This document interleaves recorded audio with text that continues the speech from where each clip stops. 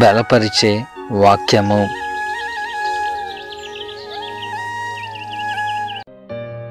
యెహోవా తనను ప్రేమించు వారినందరినీ కాపాడును. కీర్తన 145:20. ఒక బాలిక మొట్టమొదటిసారిగా రైల్లో ప్రయాణం చేస్తున్నది. ప్రయాణంలో అనేక నదులు దాటాలని ఆమె విన్నది. ఆమెకు నీళ్ళంటే చాలా భయం. అందుకే చాలా భయంతోనూ కలవరంతోనూ ఆమె హృదయం నిండిపోయింది. అయితే రైలు ఒక్కో నదిని సమీపించినప్పుడు అది క్షేమంగా దాటడానికి బలమైన వంతెనలున్నాయి. అనేక నదులు చెరువులు దాటిన తర్వాత ఈ బాలిక అమ్మయ్యా అంటూ నిట్టూర్చింది.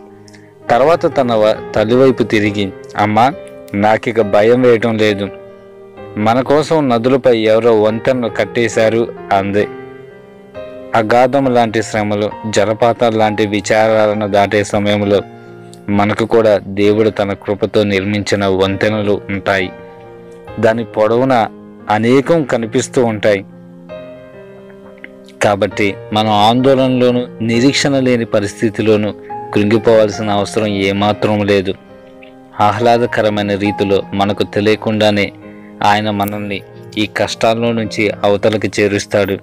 మన అవసరాలను ఆయన ఎలా తీరుస్తాడో మనకు తెలియకపోయినా ఆయనే మనకు ఒక మార్గం చూపుతున్నాడన్న నిశ్చయతతో మనం ఉండొచ్చు.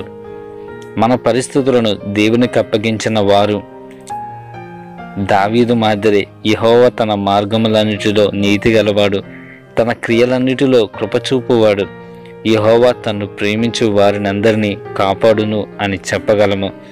రాబోయే కష్టాల గురించి చింతించే కంటే దేవుడు మనలను పట్టించుకుంటున్నారన్న విశ్వాసముతో ముందుకు సాగుదాం. దేవుడు మనలను ఎక్కడికి నడిపిస్తాడో అక్కడ ఆయనే మనలను కాపాడుతాడు. అక్కడ ఆయనే మన అవసరాలు తీరుస్తూ ఉంటాడు.